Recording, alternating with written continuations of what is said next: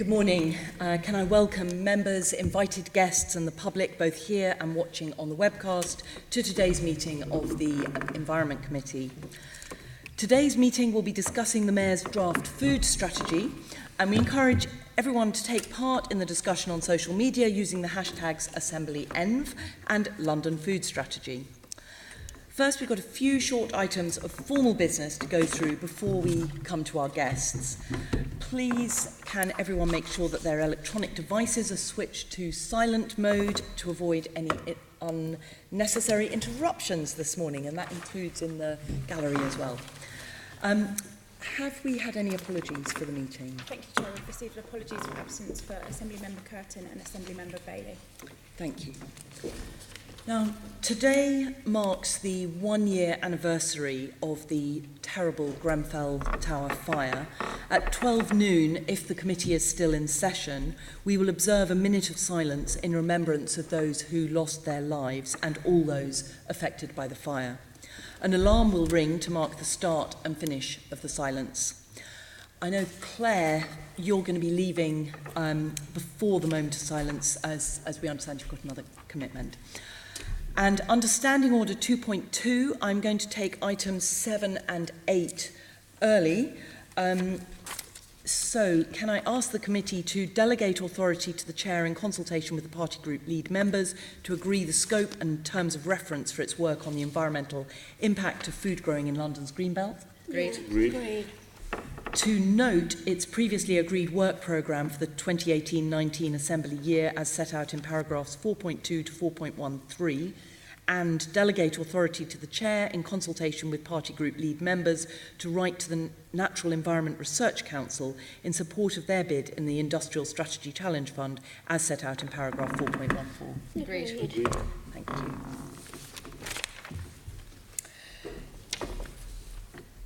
Can I ask members to note the list of appointments set out at agenda item 2 and ask if members have any other interests to declare? Noted. No. Thank you. Can we agree the minutes from our previous meeting held on the 23rd of May 2018? Agreed. Agreed. And can we note the outstanding and completed list of actions? Noted. Thank you. And can we note the recent action taken by the former chair under delegated authority in consultation with party group lead members, namely to agree the committee's report, Electric Vehicles in London? Noted. Agreed. Thank you. And that brings us to today's main discussion item on the Mayor of London's draft food strategy. And can I now welcome our guests? We have Claire Pritchard, who is the chair of the London Food Board. Welcome. Thank you. We have Mark Ainsbury, who is the Principal Policy Officer here at the GLA. Welcome. We have Anna Taylor, who is the Executive Director of the Food Foundation. And we have Sarah Williams, who is the Programme Director at Sustain. Welcome to all of you. So, we're going to start by looking at the aims and approaches of the strategy. And I'm going to start with you, Claire, with a fairly open question. Why has the Mayor produced a food strategy, and what does he hope to achieve with it? Yeah, thank you very much. I think the aim of the strategy is to try and ensure that food is we capture the cross-cutting impact of food across London. So there's been a lot of strategies coming out, the health inequality strategy, and food has been, we've embedded food as much as we can in all of the other strategies, but because of its cross-cutting theme, we feel it's really important that we have a strategy focused on food. When you're talking about supporting a small business or maximising the opportunity for urban food production, there are a wide range of themes. So to have a strategy that captures all of those and maximises the opportunities to kind of encourage, to develop this work and address these. And I think because the Mayor's manifesto looked at food poverty, food insecurity and the high levels of childhood obesity, we knew that we really needed a strategy that would look at all of those very significant issues and challenges that London's faced at the moment. Thank you. And so how, very broadly speaking, do you think that the strategy document actually furthers these aims? I think the idea of separating into the different areas, so food at home and looking at kind of household food insecurity, shopping and the food environment and things like the obesogenic environment, improving the food environment, maternity, early years, the kind of separation into the different areas give us a really clear idea of the mayor's responsibility, what local authorities can do, the role of business, the role of communities, and the role of individuals. And I think kind of putting it into those different sections makes that very accessible, makes it quite clear the work that needs to be done. And I think it also helps with that kind of cross-cutting message that food is a massive part of our economy. It's also having a massive impact on our environment and a horrendous impact on our health.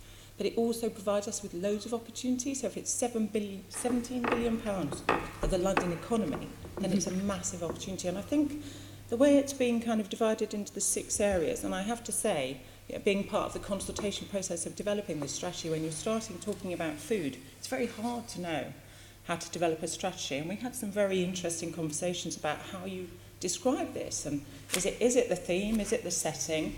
But I think the idea of describing it by the setting and then the different roles that people, can play makes it much more accessible.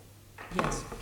And do you think that you've got, is there a sort of an overarching sort of overall or sort of, absolute most important target? Is there, one thing or one or two things that cut across all those different areas that the strategy covers? I think household food insecurity is incredibly significant, really, really important that we need to address that urgently, and the kind of increasing dependence on food banks is terrifying, and it doesn't look like it's going to slow down, and we need to look at that.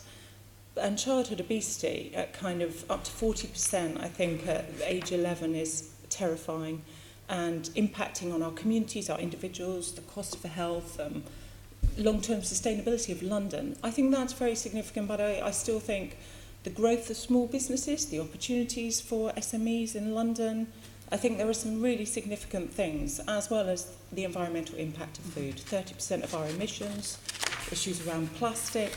So I think there are key themes within each setting, actually. I wouldn't want to say it's one, I think. But I also think they all contribute to each other as well. Which we see from it being, food being in so many of the other strategies. Yes, exactly. As Sorry, Mark, did you want to come in? Thank you. But I think one of the overarching philosophy, if one was to distill it into a sentence or two, is that we want all Londoners, irrespective of their circumstances and irrespective of where they live, to be able to enjoy access to good food, healthy food as a mechanism to help us celebrate the diversity of this city and the riches that it offers. So there are problems and challenges, but there are also massive opportunities and a great chance for us to bring all Londoners together to celebrate each other's different cuisines. So that's the thing about everyone being able to have access to good diets. Thank you. Lynn, you want to come in? I'm very happy for Londoners to enjoy good food, but Claire was also just mentioning things like childhood obesity and that sort of issue. And one of the things for me is having some firm targets so that I can measure, which is something we quite regularly come back to on this committee, what the action is that's been taken. There's one primary school in my constituency where there is not a single obese child, and that has been achieved by having very good school lunches and actually controlling what children are allowed to bring to school in their lunch boxes and not having anything to drink on the school premises other than water. In conjunction, they also go swimming a lot. Now, where are the targets that are going to deliver not just enjoyment, but also to really tackle childhood obesity? I mean, we're going to ask you some more questions about how, but where are the targets is the important thing for me. I mean, this strategy, the first London food strategy we wrote 14 years ago did have loads of targets. I don't know if you've ever read it, and I was involved in writing it. And this strategy is about engagement and principles and identifying the kind of key players, but there will be an implementation plan and there will be targets, and that will be the role of the London Food Board and the GLA and all the partners that commit to engaging in this strategy to help us achieve. And it will be an outcome of a final strategy that we will have targets in different areas. I mean, yeah. Okay. I suppose really with the targets, it's a question of being able to kind of tell what kind of a difference you're making. So absolutely. We think it's really important that we understand where we're starting where we want to get to. We do believe it's really important that we have an action plan for the London Food Board. The GLA have their work programme, the GLA Food Unit have their work programme. We'll also have targets within that, but it's also targets around engagement. We know we're not going to be solely responsible for targets around reducing childhood obesity. I mean, I work in that in my day job, and you know, I look at those figures all the time, and we look at those targets all the time. So but we want to be a part of it, and we do want to set ourselves goals, and we do want to measure the impact of our work. I mean, when you've got a strategy that is cutting across so many different policy areas, from the economy to health to transport to the environment, it's how do you find sort of like an overall priority for I mean, obviously this strategy is trying to put food at the centre and kind of acknowledging how cross-cutting it is, but how do you get to an overall priority when you've got those so many different areas that it's cutting across?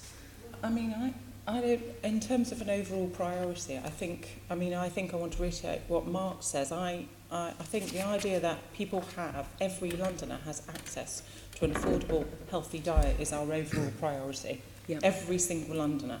And, that has to be our overall priority. And what sits under that is all of the issues that are covered in the kind of the themes. It's, where you shop, how much you earn, are you earning enough, is it London living wage, what's the retail strategy like, what's the retail offer, and all the other support. Have you got the skills? Are you living in kind of accommodation without cooking equipment? How do we, that's what, if we really want to achieve our key aim of everyone accessing a healthy, affordable diet, then that's underpinned by quite a lot of complex issues. So the structure and the prioritisation that you see in the draft of the strategy, the London Food Board was re-recruited at the start of 2017, and we started writing this on the 10th of March, their first meeting in 2017.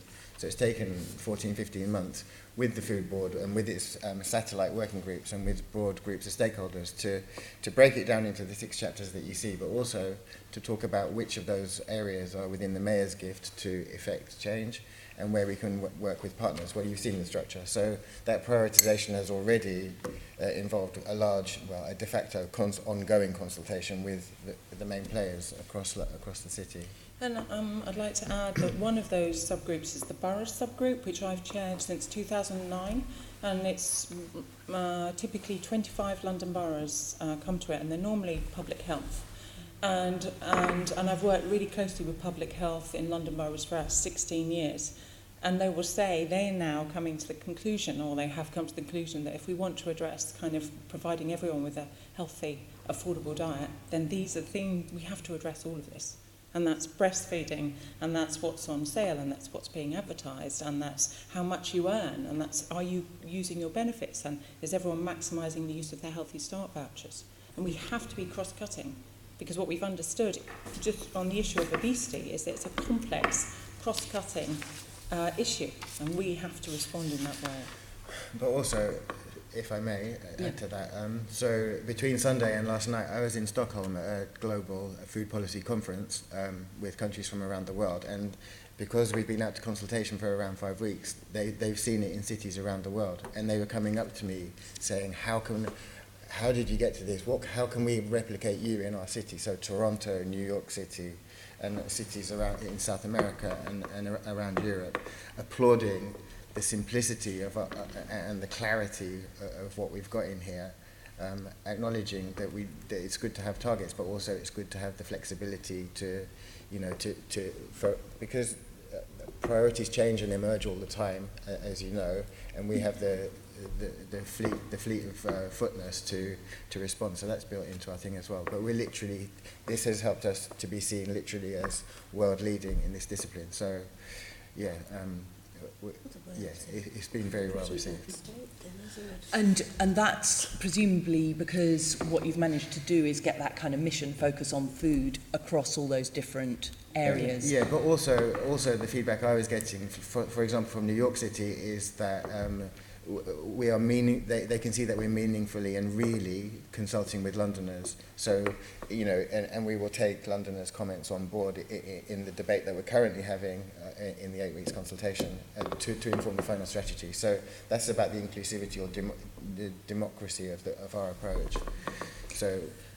And talking about the democracy of your approach, there are calls in each section for personal action, sort of what you can do as a Londoner. How do you think that's going to reach out to the community groups, the different organisations in London who might be able to make a difference? I mean, I was talking to one of the tenant and residents associations about a fun day they're organising in September, and they're planning a free food cafe made with surplus foods that they're planning to get from local suppliers. But it's how will the community sort of learn about what's in here and understand what you're asking people, Londoners, to do? Yeah, I mean, there's been a lot of, this has had a lot of response, and you've seen there's been a lot of already kind of coverage, but I think the most valuable thing and the challenge is to get this out to the whole population if we can. And there's a programme called Sustainable Food Cities. I don't know if you're aware of it, but I'm involved in, it's very much one of the things that we considered when we looked at the structure of this strategy, because Sustainable Food Cities, which has been developed by the Soil Association, Food Matters and Sustain, has also looked at what can a city do to do the best it can to ensure that every person can access actually a healthy, sustainable, affordable diet. And a lot of cities in London have formed these partnerships, and the conclusion that those cities are coming to is we need the whole population to kind of get behind this, because if we're really going to change the food for the whole population, it needs to engage as much people as possible. And that is about how we brand, how we talk about it, how we engage, and definitely our local authorities and how they participate with their communities. And so that's why I think the different settings really help, and identifying the opportunities of the different settings and allowing them to kind of incorporate this and use it as an opportunity for engagement. So I haven't been at any of the consultations, but in Lewisham today and in Greenwich on Monday, the Sustainable Food Cities Partnership are holding consultation events, and it's the first time that I've seen consultation events with large attendance of local community and local residents based on a GLA strategy. Because the Sustainable Food Cities already exists, it's very much based on the principle of whole population engagement, and they're using that opportunity to say, right, how does this support our kind of strategy?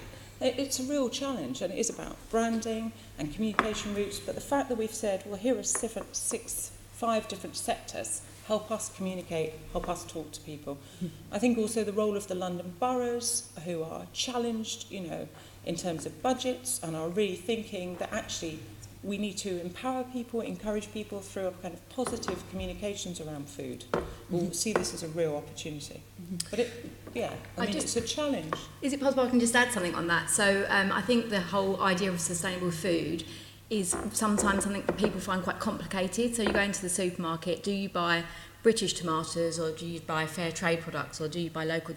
So you know, trying to navigate that minefield for people is very complicated. So Sustain have produced guidelines on what sustainable food is, and sort of 10 tips on how you look for, and that's our most read publication, and we have, you know, hundreds of thousands of people visit our website. So I think it shows that the public are looking for that sort of guidance, and I think there's a real potential if you can make it quite simple for people to what they can do to help, and you can broadcast that from from where you sit in terms of the reach of the mayor, then that message will get to people, because people want it, people search for it, people are sort of hungry to know what they can do to make the sustainability story easy. Yes, although those many Londoners who are literally hungry are looking for the tomatoes that are cheapest, if they're looking for tomatoes at all. Of course, So, London has got big food challenges. Sorry.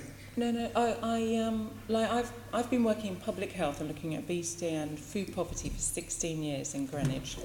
And so I've been on the street, on market stalls. I do a surplus feast in December using surplus, and last December 700 meals we made. And that's where we have conversations about sustainable food cities. And we can have those conversations because you can join it up, but I think I think this strategy would need to get out onto the street. I think we'll have to get to those events. I would really like to see opportunities with the City of Culture and all of the work that was done under the City of Culture, because loads of those bids had really amazing public consultation, really good social media, but really good public events. And one of the key themes that came out through loads of those applications was food. Because if you talk about loads of the boroughs and you talk about culture, people identify food. And I really want to build on that and use that as an opportunity, a positive opportunity to talk to people about, you know, the fact that we do have an amazing multicultural city, and our food culture is our multicultural, amazing kind of cuisines. And, you know, it's easy sometimes for other cities to connect to their food culture because it's around agriculture or local food production, and we do have a lot of that. But what we have is incredible cuisine in amazing neighbourhoods. So I spend a lot of time in Woolwich. I know more about jollof. I've had 30 different types of jollof, and I would like to have a jollof festival. But, you know, and I want to celebrate that, and we need to take it to those communities, and we want to talk about that. That's what we need to be doing, and, you know, through every opportunity that we can. But it is the biggest challenge, but the biggest opportunity. Anke, was your question related specifically to what was just being said? Or? Yes, it does. Yes. Well, I'm sitting here thinking, why are people buying unhealthy food? I mean, they've known for so many years what healthy food is. And 40% of our children are still obese. And then you have the objective of cultural food. Cultural food doesn't necessarily mean all healthy food, right? Who defines healthy food? And where have we gone wrong so far? Why aren't people buying healthy food? So, I mean, 16 years I've been delivering cookery clubs to help people understand around healthy food. My personal experience is that people do understand what a healthy diet is. A lot of people do. But if you work 2 jobs and you're getting a bus home at 8 o'clock at night and you're picking your children up, or you're feeding them on a bus, and when you're getting home, there's no, shop. So I could take you to parts of London where you've got...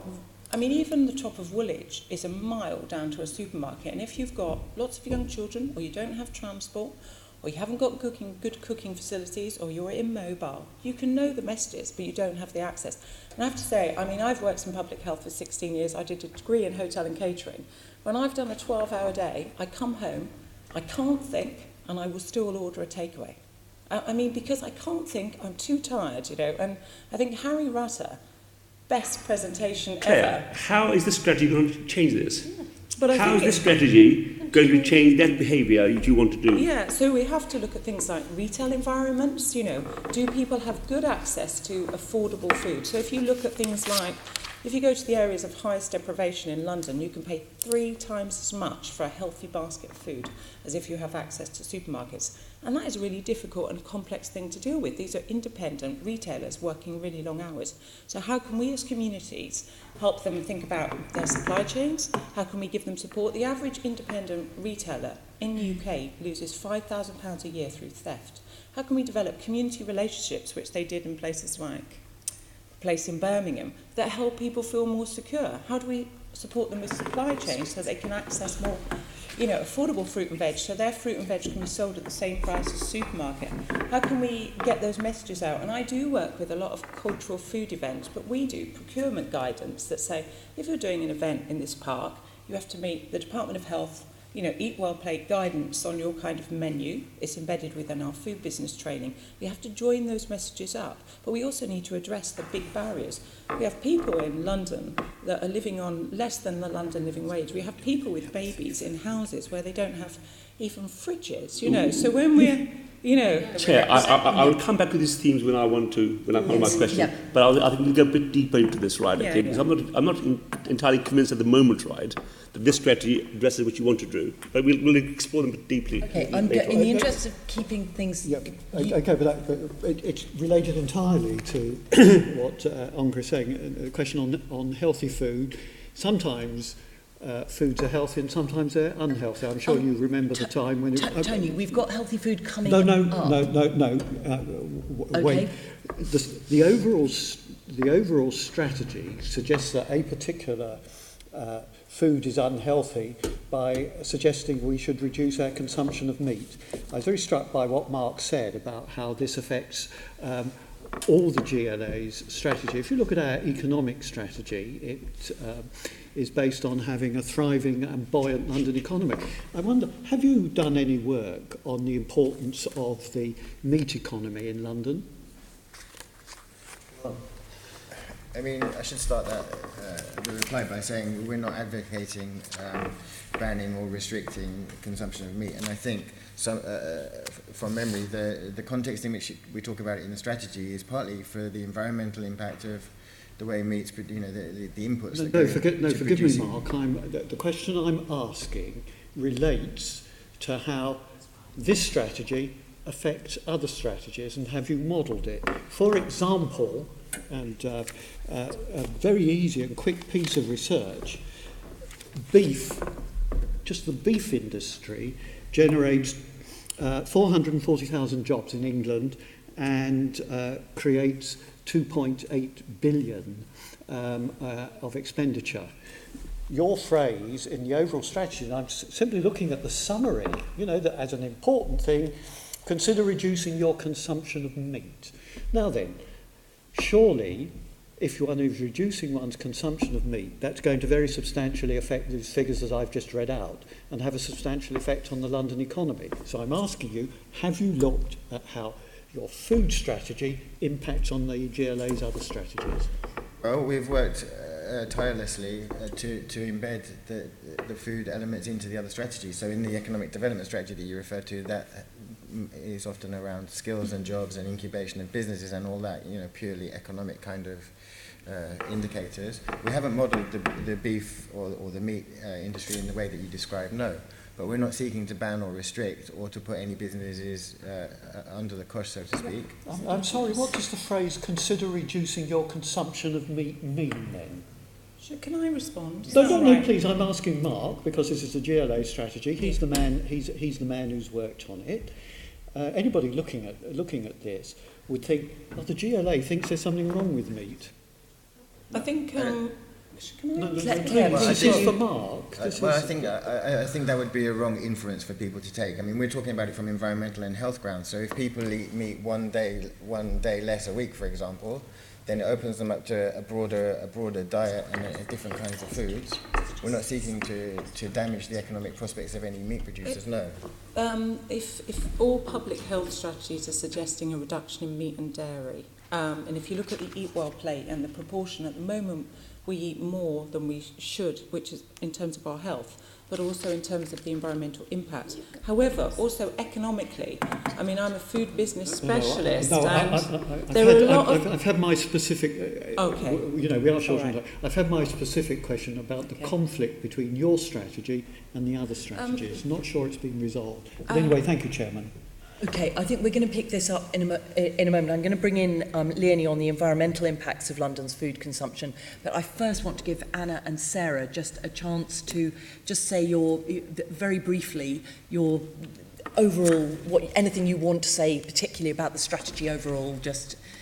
I mean, for us working in Sustain, we use food as a lever for change, as a lens through which we want to achieve change across social and environmental and health arenas. And I think, the challenges that are being raised here are part of the complexity and some of the stuff we're trying to unpick. I would say, the Mayor has a really great opportunity to put his weight and his voice behind stuff and to show some leadership here, but as well to support a lot of the organisations we work with. So for the third sector who are out there trying to deliver the stuff that you're talking about, having a strategy that shines a spotlight on what we're doing is incredibly valuable. The boroughs, who we met with yesterday, were, for example, talking about the proposed ban on advertising junk food, that, for them, those sorts of things enable them to do their job and to deliver the things that we're talking about here. So all of this creates the framework for change at that borough and at that third sector level. And, we're incredibly appreciative of having this document. So. Great. And Anna, do you want to? I just wanted to, I think there are a number of questions that sort of at the heart of which were accountability and impact and prioritisation within the strategy, and really important questions about what's actually contributing to these bad outcomes that we're all concerned around with childhood obesity and food poverty and so forth. And I think the process, I mean, what's good about what we have here is that we have this overall goal and these sections which are creating a framework for the mayor's specific actions with boroughs combined with a wider set of stakeholders to take action. And the action plan which is going to follow, which Claire alluded to, and the metrics which go in that for tracking progress are going to be really important. But that's where we'll be, and what's important about these metrics is if you set a target around childhood obesity, it's really important for accountability purposes, but multiple actors are going to contribute to that. We can't say the mayor single-handedly is going to be able to, under his jurisdiction, be able to achieve that. So having those metrics which cut across everybody's action in the action plan is where the teeth, if you like, for the strategy comes in. And I think the point that was made around the complexity of this challenge, and Claire described it really well from the perspective of an average person that might be struggling on a low income, for example. That's why this strategy is so broad, is that we can't, there's no magic bullets here. We have to be really pulling on multiple levers at once and using the breadth of this strategy to do that. And I just wanted to briefly pick up on the comment about meat, because while we should be all eating a little bit less meat environmentally, and certainly processed meat from a health perspective, there are opportunities from eating less meat for eating more of other things which are really good for us. The horticulture industry in Britain has a tremendous opportunity if we're eating more fruit and vegetables. We've done a lot of modelling on that potential if we were to actually eat what we should be eating on fruit and veg, and the economic benefits are potentially huge. So I don't think we should be, it's not a zero-sum game here. I think we can look at, well, okay, there might be some impacts on the meat industry, but where are the other opportunities for the economy in London? And with the urban growing environment, there's huge potential. Would you be able to share that, you were talking about some modelling you've done on the economic benefits. I think that would be really, really useful for the committee. A quick one for Claire, just a quick one. Very quick. Just a quick example, because we use these phrases, the urban growing environment. I live in Hackney. Just give me a couple of urban environments in Hackney. Where would I go in? Growing communities? Do you know growing communities? Where are the allotments? Where are the spaces? Springfield Gardens, Allen's. You're on a 10-year waiting list for Springfield. No, there's a community garden in Springfield. It's full at the moment. Anyone can be involved in it at all. Right, you can go and get stuff. They've got a box scheme, they've got a farmer's market, they grow. So that's the urban environment that you're talking about. And all over London. Can I just follow up on something that the lady has said? Yeah. You talked about the urban environment. I just wanted a few quick examples to community actually growing, that phrase. But also in the business community, the growth of urban growing of urban horticulture, that's probably the best way to describe it, where you might have, I mean, for example, we have growing underground in Clapham, where they're growing, herbs underground. Those kinds of initiatives which are quite low in terms of carbon use, but also creating shorter supply chains to city businesses in the city and the growers, and are creating jobs and opportunity, economic growth, basically. So right from community to kind of commercial and everything in between. We've got about 5 larger farms on the peri-urban fringe of London, so Sutton, Dagenham, Enfield, 40 Hall Farm, organically up in Walthamstow. So there are large scale, and then there are much smaller scale ones in the city. I can give you a list of gardens in Hackney that are growing. I can give you a list of 100. Excellent. Well, let's have it. Yeah. I'm going to move us on to bring Leonie in to look at the impacts. Thank you, Chair. We're looking at the draft strategy here, which acknowledges that there are various elements of the environment strategy and other existing policies that talk about reducing the environmental impacts of our food consumption. And I just wondered if you could outline briefly, Claire probably, what new measures are proposed in the draft strategy to make London's food more sustainable. There are proposals about reducing food waste, and I think we're also, hopefully there's going to be a commitment to have very ambitious targets about reducing food waste. But also, things like, I have to remind myself of all the targets. Any kind of figures on that? I mean, I think we're at 30% food waste or something horrific like that. Yeah, so we're going to... The idea is to sign up to, remind me of the title? The Courtauld commitment to reduce food waste by 20% by 2025. So that's in the strategy, but also I believe it's okay to say about the more ambitious strategy, isn't it now? So we're hoping to sign up to the Champions 12.3 for 50% reduction in food waste by 2030. So that's 50%. 50%, yeah. By 2030. By 2030. So a 20% reduction by 2025 in line with the Courtauld, and then 50% by 2030. Which is the Champions 12.3. Sustainable Development Goal. Thank you. Yeah. Thank you. Sustainable These are Development very large figures, and obviously one of the things that we were just talking about there was talking about people who are unable to access cheap, wholesome food, perhaps because they're working long hours and they're not earning very much money. Would you be tying that together with dealing with some of the food waste? Because we do still have this problem with supermarkets with sell by or use by dates, and there are a number of London projects that are now starting to recycle that food to projects where they cook it or projects where they redistribute it. And certainly in my, I was aware when Sure Start was first being set up, that a lot of co-ops to distribute free fruit ran with the Sure Start projects. Is that something that we're going to see again? I think the idea of surplus going to people in poverty isn't a sustainable answer. What we want to do is need to change the way manufacturing and distribution is done. We have the biggest waste product in the UK is bread, and it's great to say, we can use this bread and distribute it to people in need of food, but it's not really a sustainable answer. I mean, the sustainable answer is change your production method, and the sustainable answer for people in poverty is increase the amount of money they have and improve their access to a sustainable, healthy diet. And I don't think a long-term solution to people in poverty is to give them food surplus. However, we're in the real world. However, for the last 8 years we've had austerity with no rising, and they're maybe going up by 1% now. So let's be real. Let's talk about how we can deal with people in poverty. So we have Fair Share sit on the London Food Board, and a number of us have very close relationships with Fair Share. So supporting projects like, I, in my day job, host a Fair Share distribution hub.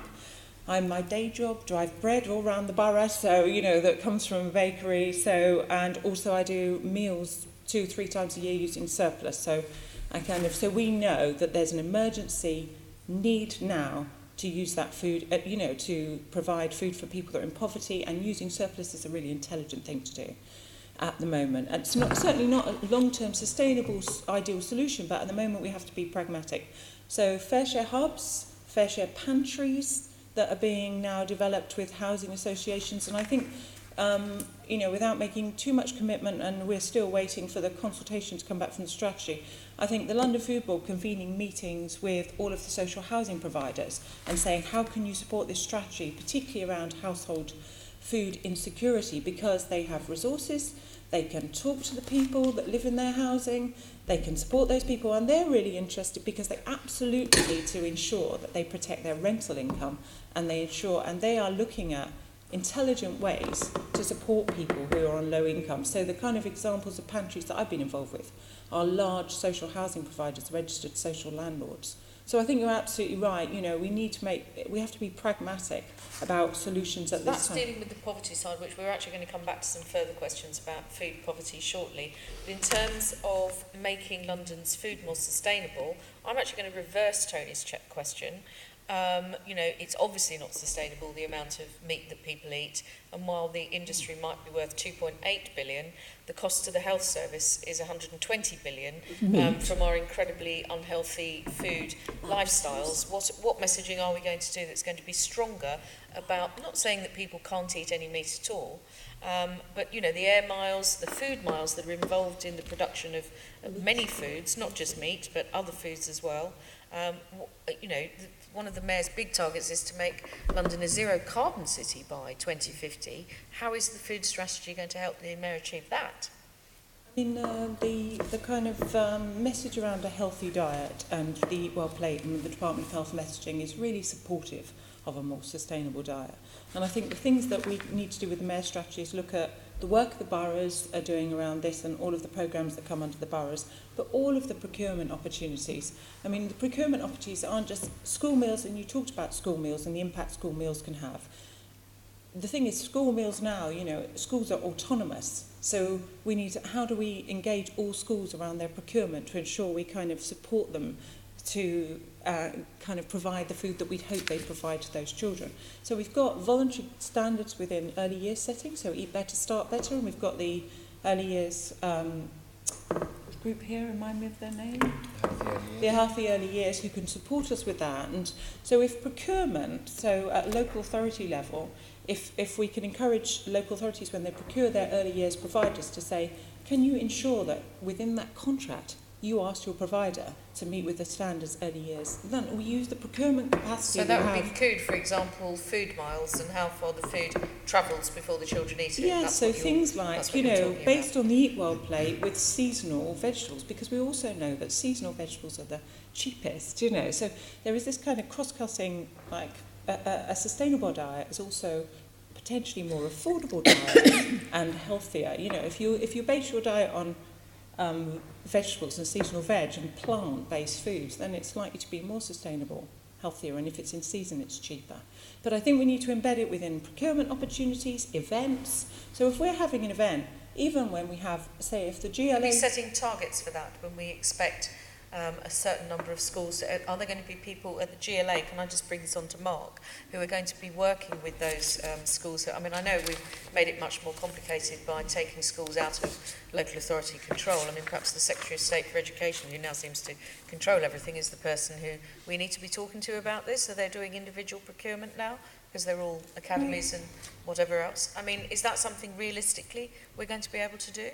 Sorry, I wanted to ask. Well, no, I think so. I mean, I think that's what the Healthy Early Years team sits in. The health team, they're working with individual schools. Yes, that's true. We've also got the GLA group, Responsible Procurement Commitment, which we are revisiting and ramping up in parallel with the timeline of this strategy. So the GLA serves 7 million meals a year, so we're building it into that. So we would put food miles into our procurement in the GLA family. Yeah, I mean, to be precise, I think food miles is not necessarily the best kind of indicator. It's more complex. We know that... Or something equivalent then? Yeah, quite. A different indicator, or a different terminology maybe. We know that London's food system is responsible for 30% of the city's greenhouse gas emissions. Most of that impact, by the way, is from outside London, the way we suck food in and then spit it out. So we're working on that with the environment team. We know C40 World Cities Food Working Group are working on indicators, global indicators that cities can use. So we'd be looking to grow local, to reduce those grow locally is one of the potential things that we would support more of, yes. Can I just want to try and bring in some of the others as well, Claire, thank you.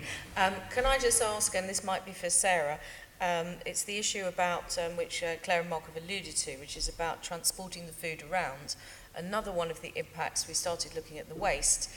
One of the things that we're often told, and certainly we've been told here, is that we need to put everything into multiple layers of plastic and into black plastic containers and all the rest of it to stop it from all, obviously it would go off immediately if it's not covered in huge amounts of plastic. Is there anything that the strategy can do to set targets and goals and timescales on packaging? It feels like we always come back and say it's complicated, but you know that's the reality of it. The supermarkets have made food systems in a way very simple, but in a way very complicated. And I think what's really exciting about the strategy and how it ties in with the sort of is the retail element of that, is how do we create a diverse local retail system that can more easily provide everyday shopping, which is, you know, what people look for. And street markets and that sort of thing. So we work quite closely with sustainable food enterprises like the Box Scheme and growing communities, and there are a number of those have been replicated, and now there's also food assemblies, and they are completely aware of all the stuff, so they don't sell anything with packaging. They link up with farmers. I mean, growing in the city is complicated because of housing, so it's very difficult to earn a living as a farmer if you've got to rent a house in London, but working with the farmers that are nearer to London and building in those supply chains. The most important thing is creating a market. So that's again where procurement comes in. So if procurement contracts can guarantee farmers a market, then there's much more opportunity to create localised food systems. Does that answer your question? Okay, thank you. I'm going to pass back to the chair now. Thank you. Thank you. Do you mind if I just say two things that might be of value for you to know? That would be helpful, yes. We've got the Healthy Schools London programme, which has a kind of standard on it, and so that really covers procurement. But the other thing that I think is a really important piece of work that's been done, led by Sustain, supported by the London Food Board over a long time, is the Procurement Cost London. And Procurement Cost London was based on the Good Food on the Public Plate, and it was started when we had Government Office for London, actually, and it was bringing together the local authorities and the way they bought and linking them with big local producers.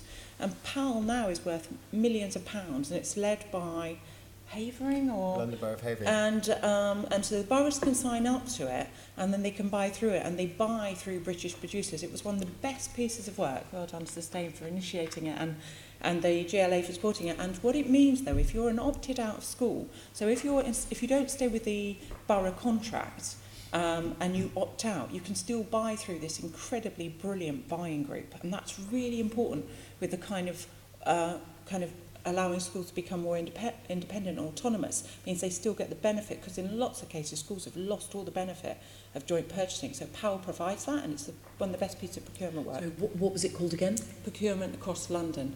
Procurement across London. Yeah, PAL. Abbreviated to PAL. Yeah, really brilliant opportunity, and I think we need to make more of it. Thank you very much. That's really helpful. I'm going to bring in Tony Arbour now to look at food security and climate change. Indeed. I think essentially these questions are to you, Mark. And this relates to assessing London's food security. What are the partners who are going to be involved in making this assessment, and how will existing knowledge be used?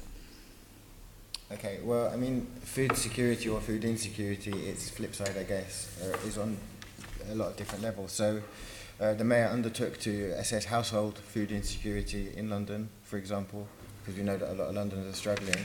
So we're currently partnering with the GLA intelligence team, who are about to launch a wide-ranging survey of Londoners on indicators including household food insecurity, the most detailed survey of its type that there's ever been, to tell us the extent to which families are struggling, or compared to last year, for example, have they skipped meals, or have they changed their buying or eating patterns because of the insecurity of their household budgets, or for other reasons. So that on that level, we're taking that work forward in a way that's not been done before.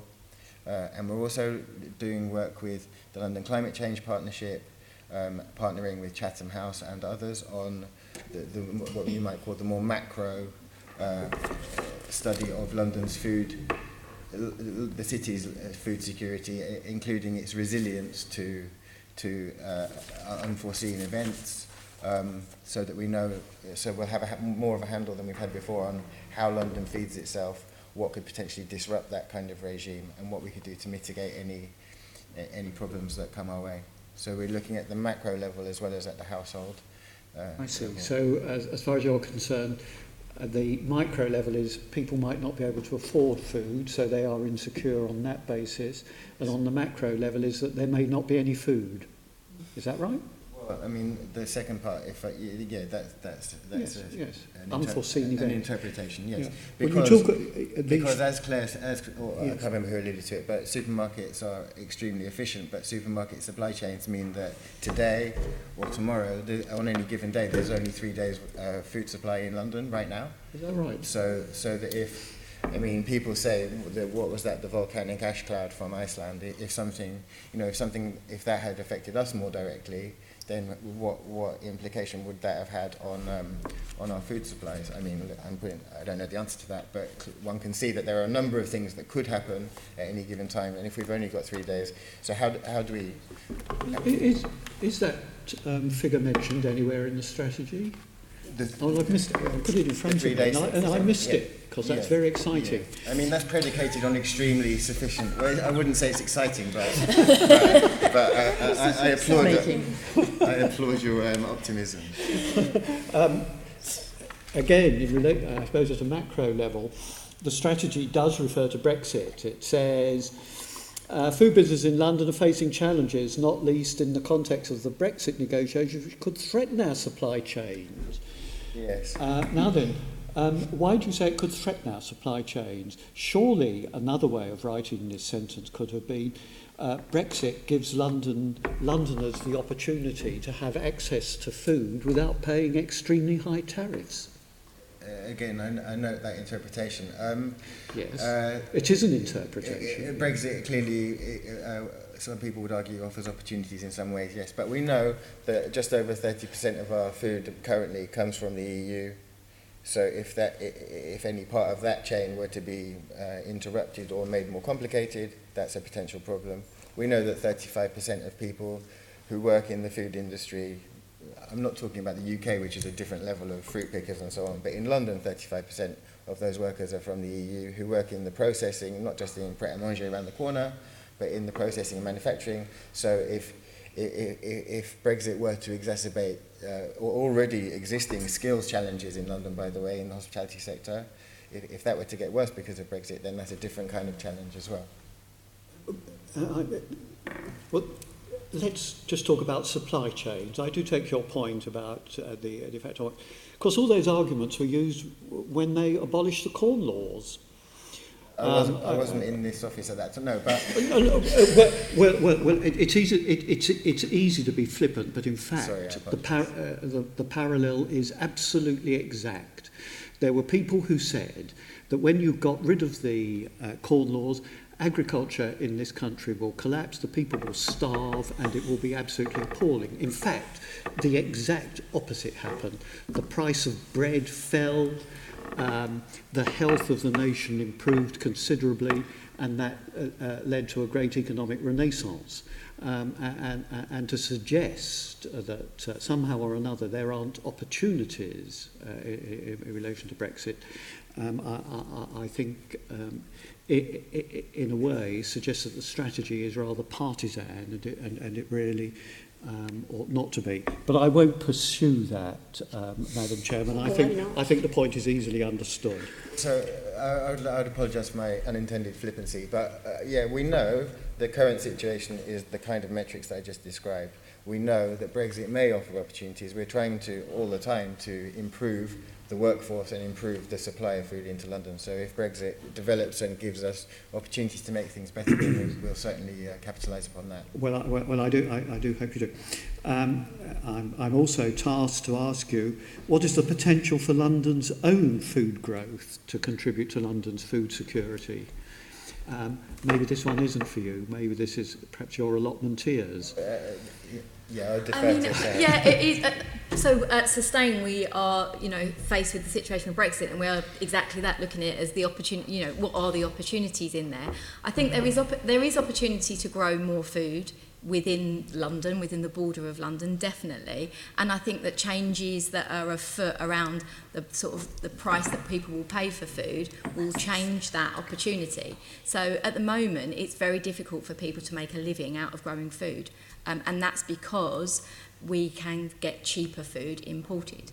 And that's the challenge that we face. So if that playing field changes, then of course there's much more opportunity to grow food in London. The difficulty then is if the price of food rises, all them things we were talking about before about the household insecurity need to be addressed at the same time. So we need to put up everybody's income so that everybody can afford to pay a little bit more for food, so that people can afford to be farmers in London. And that's the reality, is that at the moment the people that are running the sort of large-scale farming projects are doing it as a labour of love. They're doing it because they're passionate about it and because they believe in changing. Are there large-scale farming projects in London? Yeah. I'd happily take you to one if you like. Well, Can you just? I have a rural constituency. Yeah. You know, I represent that part of Kingston, you know, which stretches out into Mole Valley, and I have loads of farms. Well, not loads, but probably as many farms as anyone else. But it's not large scale. Okay, yeah, but if you're a horticultural producer, then you can produce at scale. Okay. I mean, it's not arable, yes, and it's not field crops. But market crops, yeah. I mean, there is some field crops there as well. But there's much more potential. We know that there's a green belt around London, and that largely, you know, it's left to its own devices. Maybe horses are grazing on it, or they're growing food for horses. And food that isn't for human consumption. So we know there's lots of opportunity there. But I don't think London will ever dream to be self-sufficient in food. So it's more about how you build those markets and the supply chains to the farms that are connected to London and the rural, what we call the rural hinterland, and how we can build that. I don't know if you want to.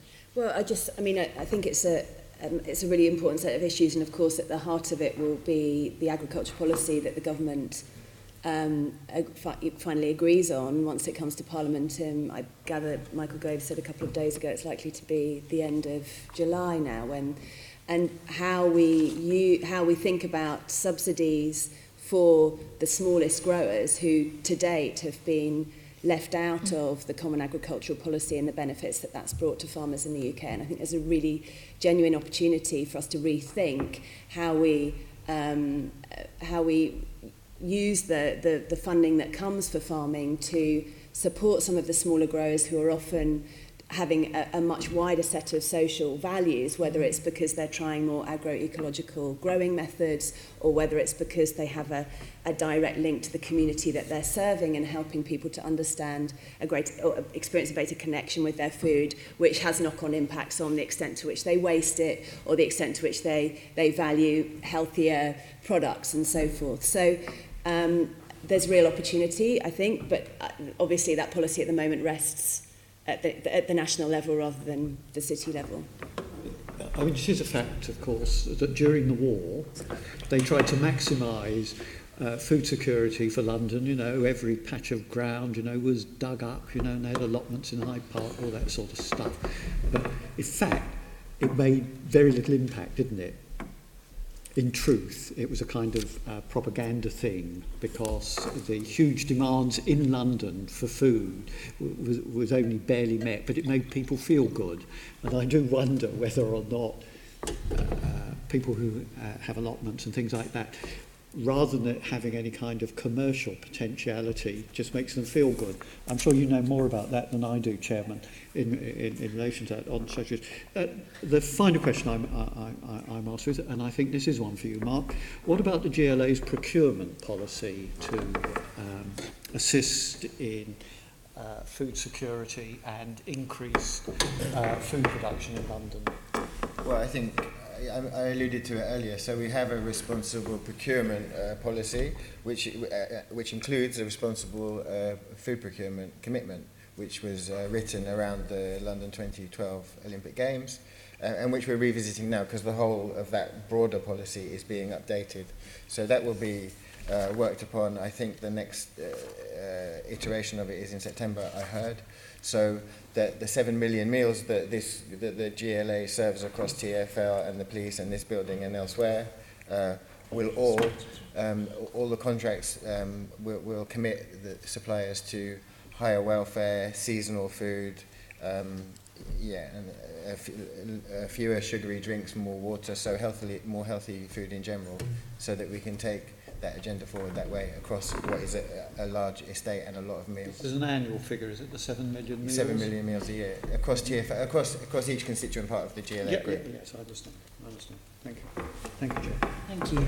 I'm going to bring in Onka now to talk about health. And Onka, just so you know, is chair of the Health Committee, so as well as being a member of this committee.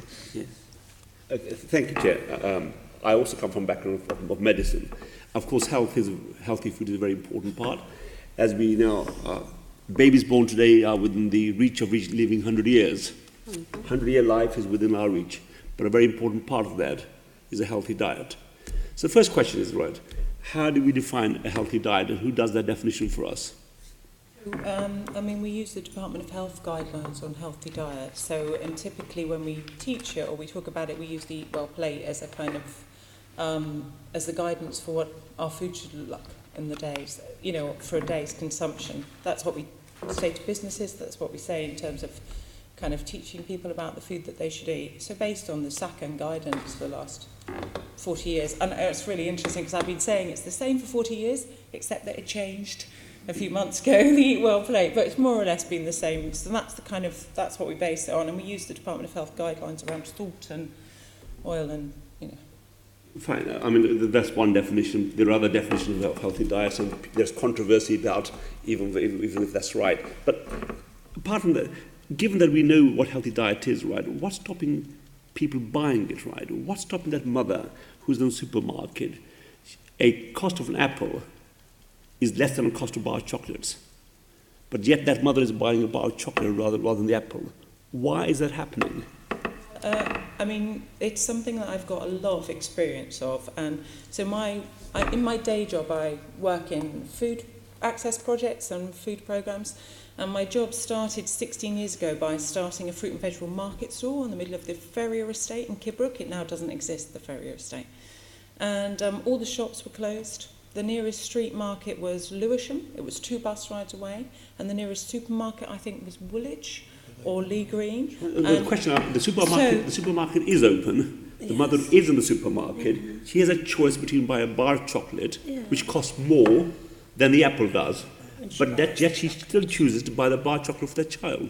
It's nothing to do with the opening hours. The industry, as in the manufacturers, spend billions and billions of pounds to make people think that it's they'll feel good when they eat that stuff, or they tie it in with cartoon characters. You know, we're constantly complaining to the Advertising Standards Agency about this. So they wouldn't spend billions of pounds if that advertising didn't work. So we know that there is an element of pester power, and you know that children want to eat that stuff. We did some insight work when we were doing a whole.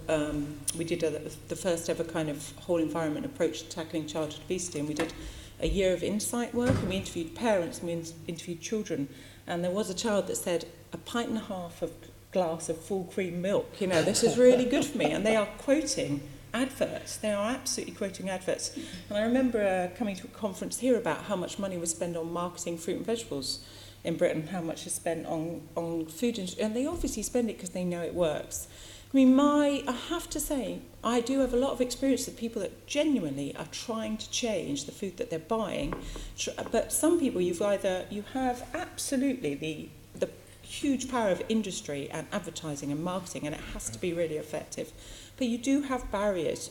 Yes, you're saying someone's in the supermarket and maybe it's pester power, confidence around parenting. And if you think that we have companies that are marketing products like powdered milk and, you know, baby food to parents from a very young age, saying this is better for you, then we're undermining the confidence of parents from very early on.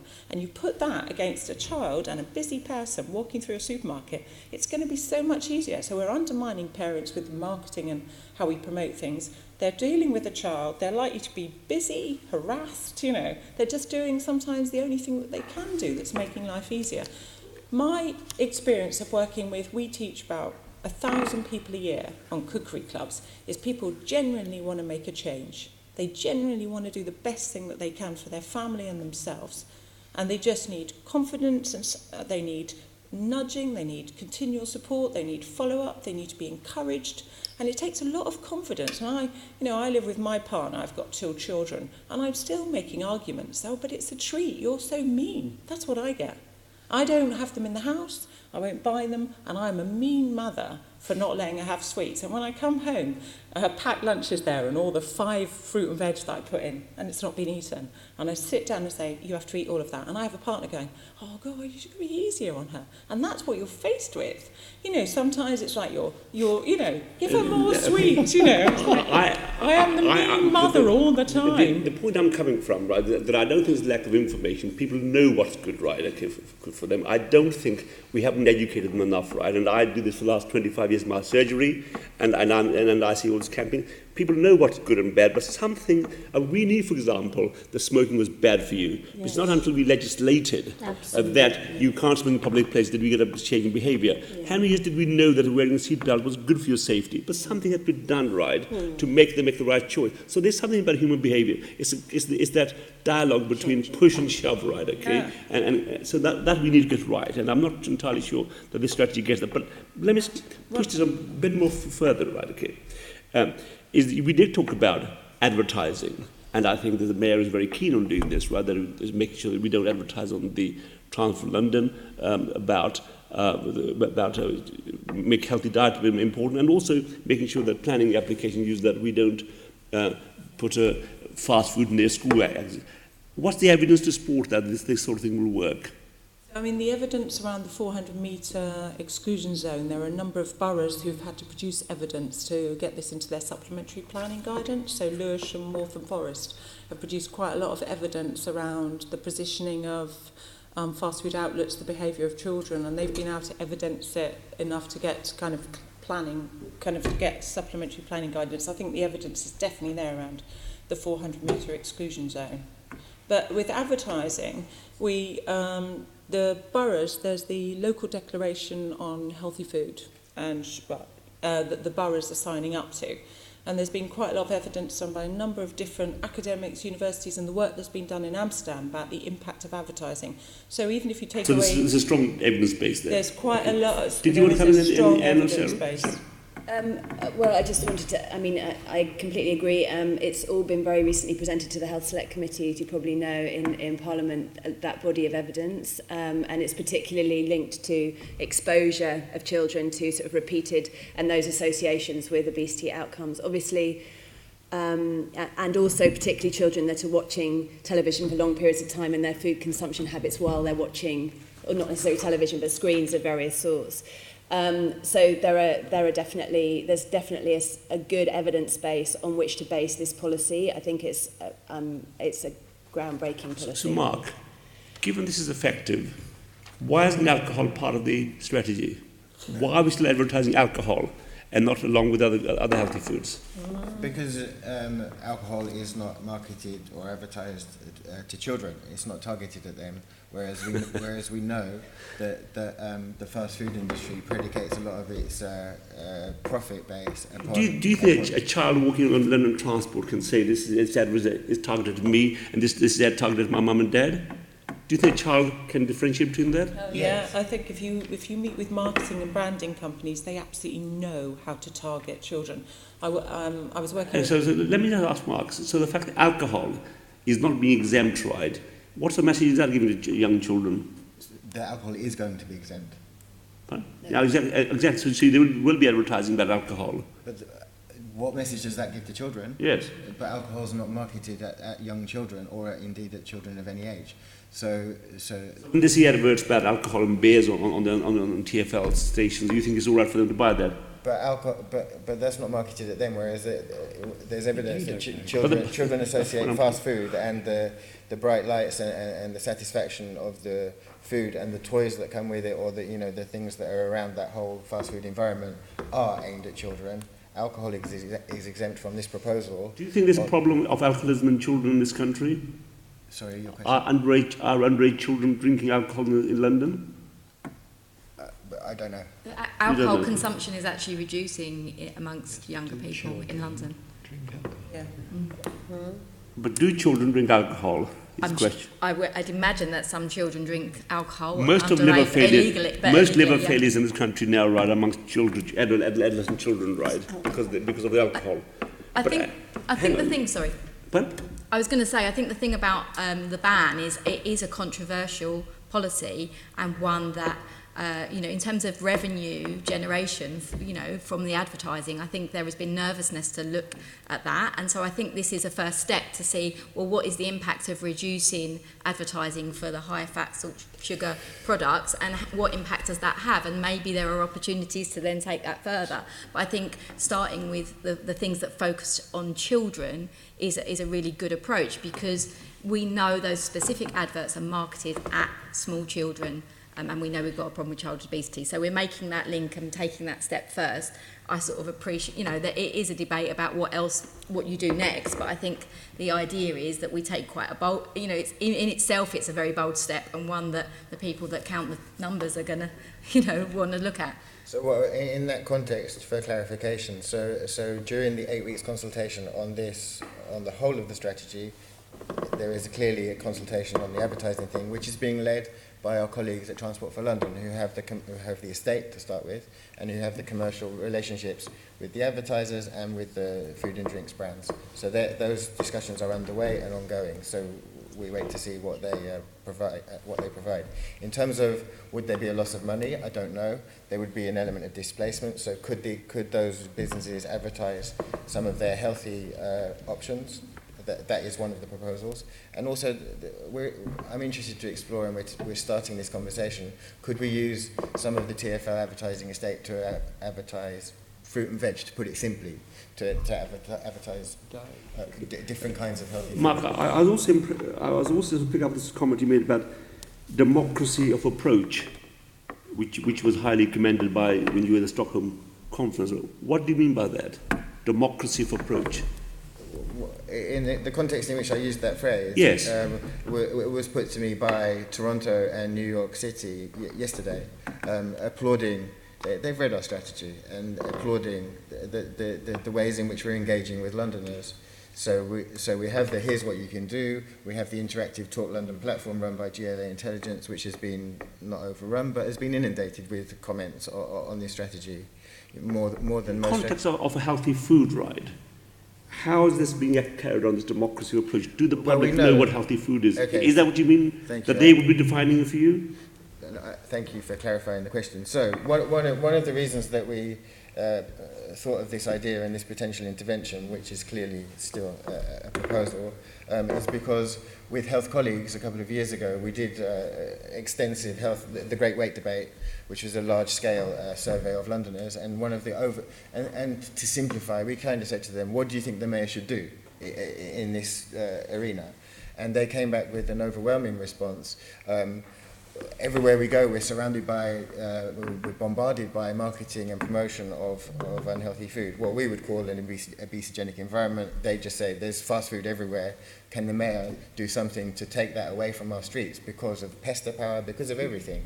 So that's where that was us literally and explicitly listening to the democratic feedback at that stage and designing this potential intervention. Thank you. Thank you. You're done on healthy food. Is there anyone else who wants to say anything that hasn't had a chance to say something about health that you were hoping to say in particular? Great. I'm now going to bring in Jeanette, who is going to be picking up on food poverty in more detail. Yes, thank you. Can I just have a quick answer to this, Claire? You said you were on the previous board from 2009. So why did you not, now that you're chair, accept a goal of zero hunger? What's wrong about carrying forward something like a zero hunger goal from the last strategy to this? Because you were there. So sorry, saying that we should take the zero hunger from the 2005 strategy and embed it within this strategy. And bring it forward. Why didn't you? Can I start to answer the question? So the Zero Hunger City, I think you're referring to the report that was led by Assembly Member Twycross, which came out, I'm guessing 4 or 5 years ago from memory. Yeah, Claire was a member since 2004 of the London Food Board. We are still trying to eradicate all food poverty and hunger in London. We have not, I can't remember what verb you used, Jeanette. We have not stopped using the Zero Hunger City as a philosophy or a driver. We're aiming to eradicate it in different ways. But Jeanette, are you saying... Can I just stay with this? You see, because I think people understand we're looking for a zero hunger goal, that's where we want to go. It's something solid. It comes back to the work we did. We're going to stop smoking, not part smoking, not wishing people would stop. We're going to reach a position of zero hunger. That's totally different to we're hoping that all Londoners can eat well and they can enjoy food security. So you're saying that you think that the strategy should have been included an implicit statement saying we would like to aim for zero hunger? It would make sense, I think, I'm trying to yeah, say. and I think we can take that comment back to, and this is the consultation period. I think the thing that we wanted to do is there's zero hunger, and what we also want to expand is that it's not just about food, it's about people accessing a healthy, appropriate diet, and what we've sometimes seen... Yes, that comes after. Let's just see if we could get a go. Because what worries me is that without saying that, aren't you then saying then that there's a level of food poverty that's acceptable in the city? Actually, I've read it as something differently. I've read it as implicit, that we absolutely have to eradicate any hunger, because if we want every single Londoner, which is our mission statement, if we're saying we want every single Londoner to access a healthy, affordable diet, then implicit in that is zero hunger. I think I misunderstood the question, because I feel implicit in this strategy is something that says very clearly zero hunger in the mission statement. If we want everyone to access a healthy, affordable diet, that is zero hunger. That's not how I see it. But I mean, I would disagree. say, obviously there are comments coming back on the strategy, and I think to say we need something implicit, because we don't think people are going to understand that is a valuable response to a draft strategy. Yeah. Okay. So there seems to be less specific goals as well about reducing food poverty than the previous strategy had under the previous mayor. So can you tell us how you're going to ensure all Londoners have enough to eat? So I think the thing with the original strategy, and I was involved in that, and that was like a year of research to get those targets. A lot of people felt that that strategy was inaccessible. The feedback that we had over a really long period of time is that it was too detailed, it was inaccessible, and consequently, when people feel a strategy is inaccessible, they don't use it.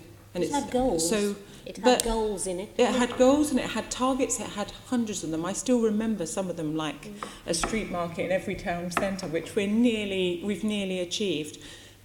Once this draft strategy is an agreed strategy, there will be a implementation plan for the London Food Board. There's a work programme for the GLA food team, and there will be targets, goals and ways of measuring our impact. About food poverty. Food poverty, food insecurity is really, really important to us. If we want Is there a difference between food insecurity and food poverty? Why you can't answer my question about food poverty? Well, I would say we describe it as food insecurity rather than food poverty. So we've got new language now that we're to use. That's the language that people are using. I mean, whether they mean the same thing. So we're not talking about poverty anymore. We're talking about insecurity. No, we are talking about food poverty, Jeanette.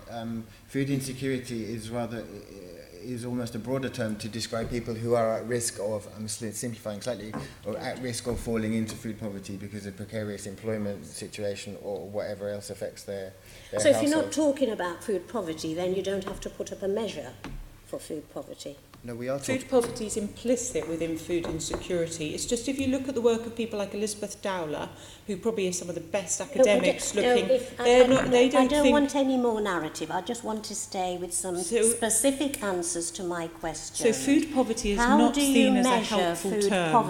How do you measure food poverty in this current document? So you'd measure... Do you or not? Yes, so you measure food poverty as not having access to... Can we hear from Anna? Healthy.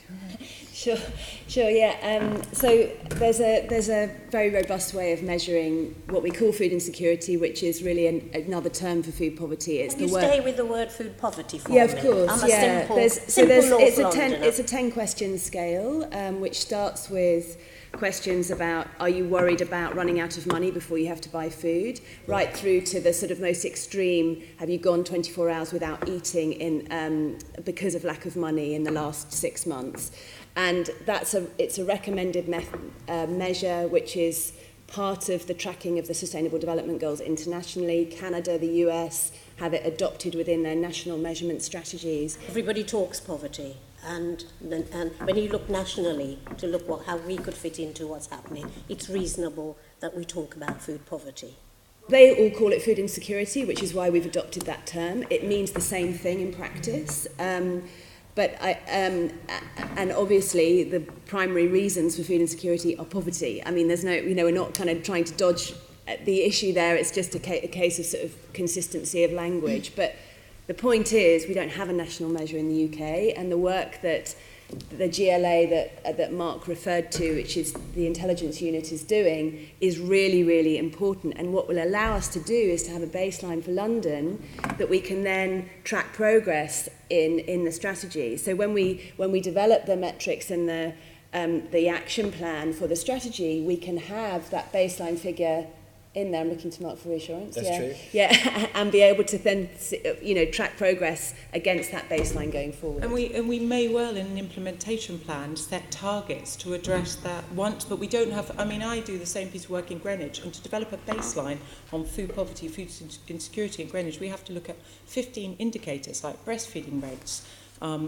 Because we don't have a baseline way to measure household insecurity. That's why we really welcome the Mayor doing it, because we don't have a starting point. We don't know what it is. We don't know how to measure our impact.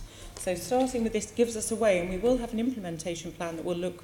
So apologies about the language, but I think it's. In terms of what we're doing in London, how does that fit in with what the rest of the cities are doing, so that, if you like, you could get a coalition of action that eventually then speaks to government, and then you affect government. London on its own isn't going to be able to do that. We run a programme called Food Power, and that is a city-based approach to tackling the issues around food poverty and household food insecurity. So there is a programme nationally that works within local areas, and so there are lots of London food power projects going on.